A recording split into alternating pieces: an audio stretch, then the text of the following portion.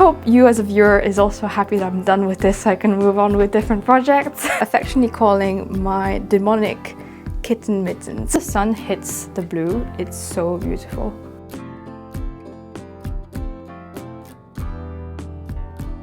Hi, welcome back to my channel. My name is Juliette and today I have a standard knitting podcast episode for you where I'll be talking about 2 finished objects and 3 works in progress, as well as some life updates.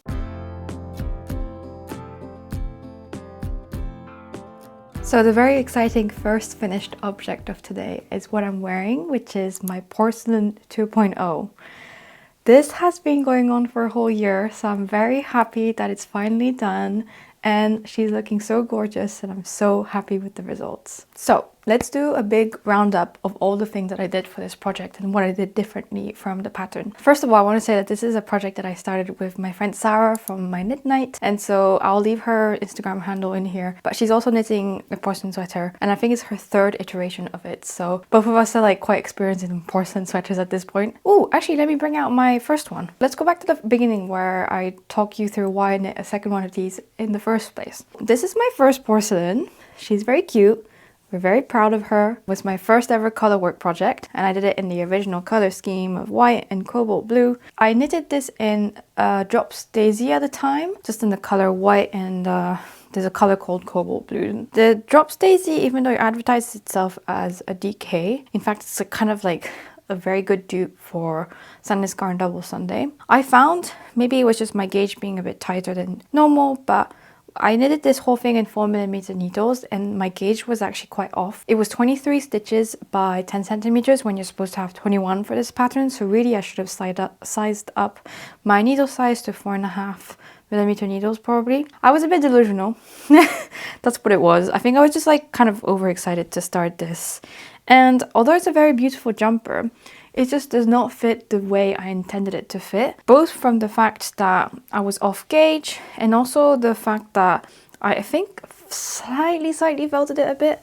It's like felted at the surface level. I don't really know how to explain this, but it definitely like shrunk a bit. Can't remember if I did a wool wash or if it was just a spin cycle, but I think I've since found out through trial and error that the spin cycle to drain the water from something that you've wet blocked in a bucket, for example, as usual, I sometimes use a spin cycle to fasten the process of drying so that all the water is wrung out by the machine. I think it does not work if you're holding a strand single, like just wool, because I think that's a bit too harsh. Whereas I think for the stuff that I've spun in a spin cycle that had mohair in it, it was fine because mohair has a slightly protective aspect to things that are knitted with mohair. Anyway, I think this shrunk a little bit in the wash, a tiny bit.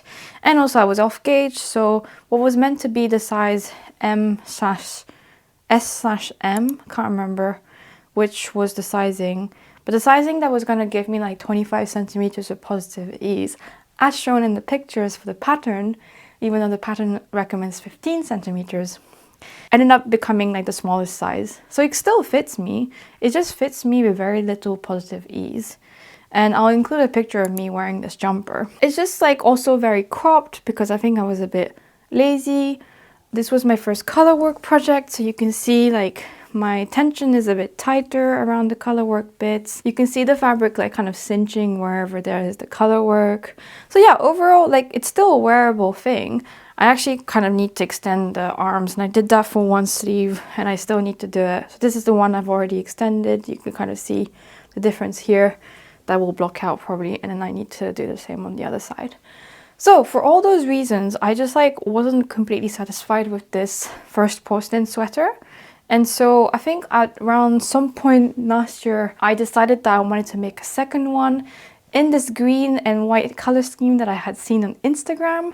I think it's quite a popular option as well, and it's just like so beautiful, and I really wanted to give this pattern a second chance because I knew it could be great. My friend from the knit night and I, we cast on together in September. The yarn, I'll include the details for the colors in the text or in the description link below for my Ravelry project page. This is Sandnes Garn Tin Pure Gin held together with Porcelain Sweater, and it's honestly a really good yarn combination. Tin Pure Gin is a fingering weight yarn, and the Porcelain Sweater is like a mohair silk, so it makes for the perfect 21 stitch gauge that is recommended for the pattern. I also picked up the size above the one that's recommended, so I make sure I have 25 centimeters of positive ease. Can't remember if it's size above or 2 sizes above. But yeah, so this is fitting me so wonderfully. It's not too cropped. I'll include a picture of me wearing it, but it's basically hitting just below my hip bone. I also made sure that this is a recommendation from Sarah. She recommended knitting a couple more rows just down to the color, because for the size that I knitted, that we were both knitting, I think, basically she felt like the color work was too close to the color here. I think you can see it a lot better on my first iteration, why I didn't make any mods from the pattern. And so yeah, I think this looks definitely nicer than this, where the color work is really very much on the edge and kind of pulling up because of it. Also, I changed the cast on at the shoulders to do short rows instead of the kind of laddered increases that the pattern recommends. So what you do instead of doing those increases is you cast on the full amount of stitches that you will have at the end of those increases, and then instead of doing the laddered increases, you do short rows. German short rows. I don't know if that made sense. But yeah, that's what I did, and I feel like it makes for a much cleaner shoulder increase here at the back. I mean, you can't really tell where it is, so that's great. Another modification I did that was also recommended to me by Sarah was to increase the number of rows between each color work pattern. So for my size, I think it was 16 rows between each of these color work blocks, but I did 18 instead. So that does make my yoke a little bit longer, I think, because you separate for the yoke right before you start this pattern. So my yoke is a bit deeper, and therefore my sleeves are a bit wider, but that's okay, because honestly, like, this fit is really cute and nice and oversized. So I did 18 rows of this stockinette between these colorwork blocks here and here. So I did the same in between my sleeves. And for the sleeve, because I had a different yoke depth, I also had a different number of stitches that I will eventually pick up for the sleeves. I talked about this in the last knitting podcast episode, but basically I just picked up 3 out of 4 stitches as recommended in the pattern. I ended up with a certain number of stitches that matched with a different size in the pattern, so I just followed that size's instructions for knitting up these sleeves. And a final modification I did is that I added this bit of color work. So I got the inspiration from Knit with Liz, I think that's her name, from the channel Sister Knit. So she's one of the sisters, and they both knit a porcelain sweater. It's really cute. But she added a different pattern from this. I think she added the top of this pattern, so this bit here, to the cuff of her sleeve, because you can see it from the other porcelain sweater. If you continue knitting the sleeve until the length that you need, you end up with a lot of stockinette at the end. Once I reached the 18 rows that was required between each pattern block, I decided to do this. So this is the top or the bottom, whichever way you see it, of the colorwork pattern from chart B. So I think it looks really cute, and then I think that makes it much nicer than having like a big block of stockinette. And then once I reach this line here, I realized that I could do with just a ribbing from now on to get to the right length for my sleeve. And so now it looks like a perfect cute little cuff and extra detail that I really enjoy, and I think looks much nicer than a long bit of stockinette here. So this is a mod I highly recommend doing if you're doing a porcelain sweater, and all the rods I mentioned really I think are really useful. So I'm really pleased with having this sweater done, because it's been a long project. As I mentioned, I cast it on last year, around this time last year. In fact, I think today might be the anniversary of the cast on, who knows, or maybe a couple of days off, but yeah. So this is really exciting. And might I just mention just how beautifully this yarn blocked out. I had just worked with Pure Gin, which is the DK weight version of this yarn, and it bloomed really well in the wash, I found. And so I was kind of expecting the same from Tin Pure Gin. And Porcelain Sweater is like one of my favorite mohairs to work with, so this combination is just so wonderfully soft. It's not like the softest, because I've worked with Sun Is Gone Sunday, which is a 100% merino held with Fuklana Tilia, and that one's definitely softer of a combination than Tin Purgin, because Tin Purgin is like a rustic yarn. But because it's a rustic yarn, it has really good definition and blooming qualities as well. So I'm super happy with this jumper. I hope you as a viewer is also happy that I'm done with this so I can move on with different projects. So yeah, that was the porcelain sweater, and now I'm gonna move on to my next finished object, which is something that I've actually never shown in a podcast because it came up as a very spontaneous test knit. These are the Kitten catch mittens, which I am affectionately calling my demonic kitten mittens. So the pattern is by Handmade by Florence. This is my 4th test knit for her. I really enjoy test knitting for Florence because the patterns are really reliable and it always makes a really beautiful product. I'm happy to continue testing for her. I was very excited for this one because it was pretty much 50% a stash project. So this is what the mittens look like. They look so cute and so intricate as well. This is all fingering weight color work, and it's got these little fishies, hence the kitten catch. It's so cute. You work the cuffs first in a smaller needle than the rest of the hand here. And I learned how to do these Latvian braids. That was a first for me. It's also first time doing color work mittens in general. So this was like a really cool learning experience. I guess I've gotten to a point with knitting where there aren't too many new techniques at this point. So this was a really cool to like go back to knitting and learning new things as I go. So Latvian braid, which is this stuff, was one of them. It kind of looks quite daunting at first, but actually it's like a very simple technique. And you do this and then corrugated rib, which is just when you do ribbing with the 2 different colors. So the black is in 2 knits and then the red is 2 pearls. And then another Latvian braid, and then you continue with the hand in color work. And this is like such a beautiful pattern. So the yarn is actually also Sun Is Gone Tin Purgin for the black one. So it's just the black color. And then the red color is actually Drops Flora, which I had leftovers from my red Stockholm sweater v-neck, which I knitted like a couple years ago now. So yeah, that's what I mentioned by 50% stash busting project, because yeah, the red yarn was for my stash and the black one was something that I had to purchase for this. The great thing about this pattern is that it uses less than a skein of each of the colors. If you have like just random one-off balls of 2 colors, and I think it would be really cute to make up these mittens. I was expecting it to use up a lot more yarn, I guess, because it's color work. But yeah, I was quite surprised to see that it only takes less than a skein per color for a pair of mittens. That's pretty great. I'm considering making some of these color work mittens with some sock yarn that I have left over from when I used to be on the Market Town Yard subscription. I think if I use that as my like color work color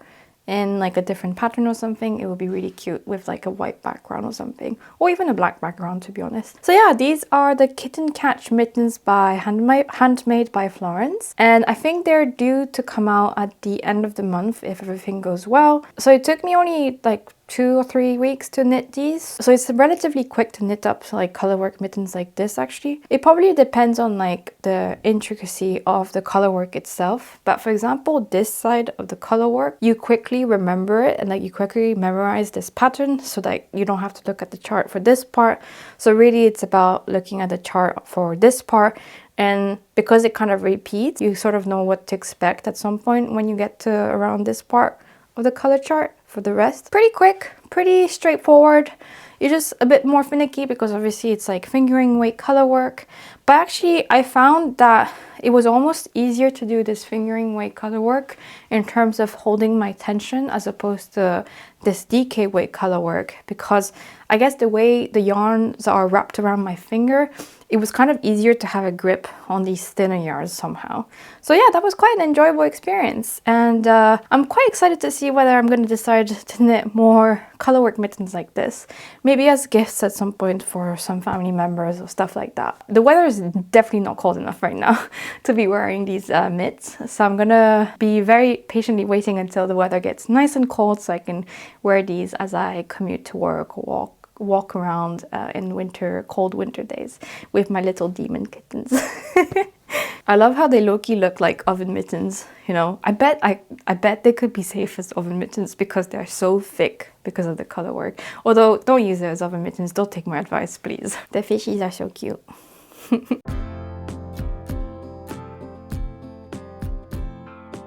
So that was all the finished objects, and let's talk about works in progress. We call this a work in progress, but it's more like a work in regression because I had to undo a lot of the work I had done for this project. If you recall, from maybe a few podcasts ago and more recently in my autumn knitting plans video, this is the sweater number 23 by My Favorite Things Knitwear, and I had done one sleeve already. And you could see there is no sleeve.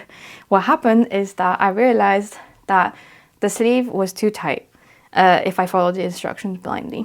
So a lot of people kind of like noticed on this pattern, and I saw on Ravelry, that the sleeves were oddly tight.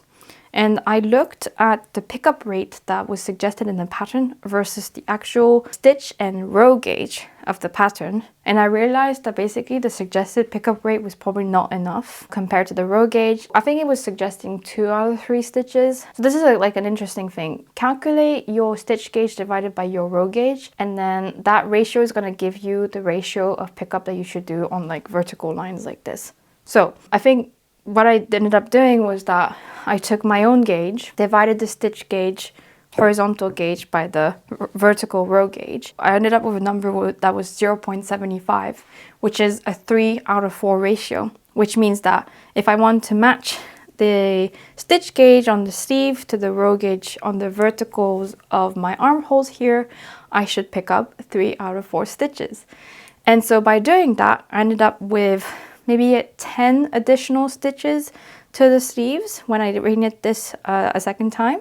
And so therefore like an increase in like 4 centimeters in the circumference of the sleeve, which might not seem like a lot. I'd rather just like do that and have a slightly extra room around my sleeve and like just reknit it compared to just kind of blindly following the pattern and then not being satisfied with my sleeve depth. If you're knitting this pattern, I highly recommend making sure you check your sleeve width because yeah, I think it can run a bit small on some people. Now the question is, because it includes short rows, but I have a different stitch count, what do I do? So I did exactly what I did with this sweater, which is that with the stitch count that I ended up with my own pickup rate, I kind of matched it with 2 sizes above me or something. Anyway, like there was a few sizes above mine that matched the stitch count that I ended up with when I did my own pickup rate. And so I followed the short row instructions for that pattern instead. I think at some point they had 4 short row repeats for that bigger size versus 2 for my original size. So I kind of went in between the 2 and did 3 repeats of the short rows. I don't know if I'm making any sense, but basically trying to kind of like match stitch count and like trying to adjust the short rows in that aspect while kind of maintaining the general structure and the aim of the short row. The short rows in the sleeves here basically try to make up for this dip that you have in your kind of shoulder seam at the back here. So you do kind of short rows around here to make up this triangular shape gap that you have here, so that you end up with like a straight-ish edge like this here, and then just continue straight onwards.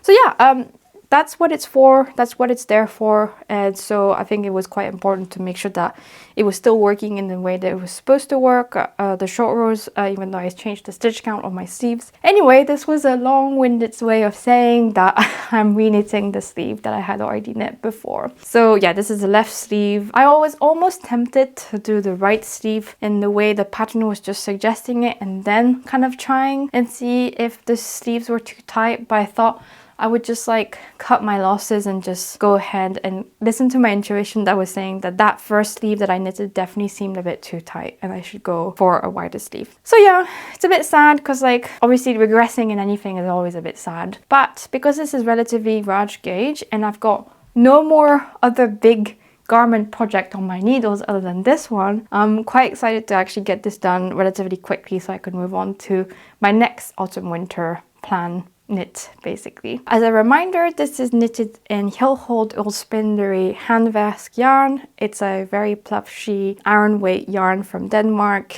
and it's very rustic, it's very rough, but this will be kind of like a jumper that I throw on top of like t-shirts and stuff when it's that kind of weather where you can get away with not having a coat and just like a big jumper on top of your clothes. It's really beautiful in this navy color, and I'm very excited to get these sleeves done so I can move on with the rest of the body here. Whenever the sun hits the blue, it's so beautiful.